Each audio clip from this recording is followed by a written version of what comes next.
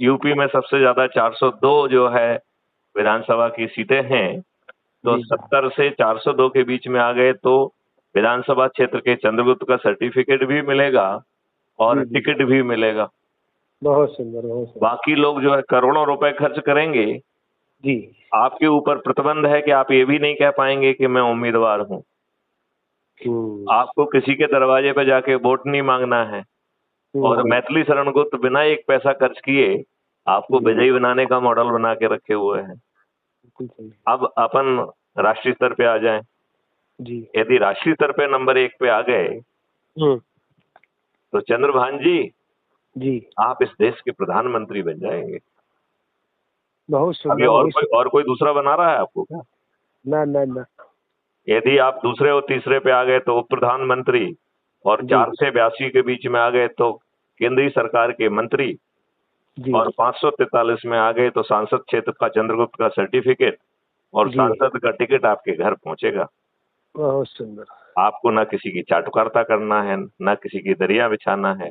हाँ, जी हालांकि मैथिली शरण गुप्त को इसमें कोई दिक्कत नहीं है कि आप किसी भी पार्टी से जुड़े रहें, जी। किसी की भी दरिया बिछाएं, किसी के भी पोस्टर लगाएं, किसी के अंधभक्त बने रहें, हमारी सेहत पे कोई फर्क नहीं पड़ रहा है यदि आप अच्छे भारत का संकल्प ले सकते हैं और अपने को स्वजनों को जोड़कर, जी अपने लोगों को जोड़कर यदि आप इन 6 में से जिस मेरिट लिस्ट में आ जाएंगे जी। तो पद ही जो है आपको बिना किसी की चाटुकारिता किए ये पद भी मिलेंगे। लेकिन इस बात को ध्यान में रखना है कि आप प्रधानमंत्री की शपथ लेने के बावजूद भी हमने ऐसा मॉडल बनाया हुआ है कि आप 5 मौलिक अधिकार और 21 महालक्ष्यों के सामने बौने होंगे।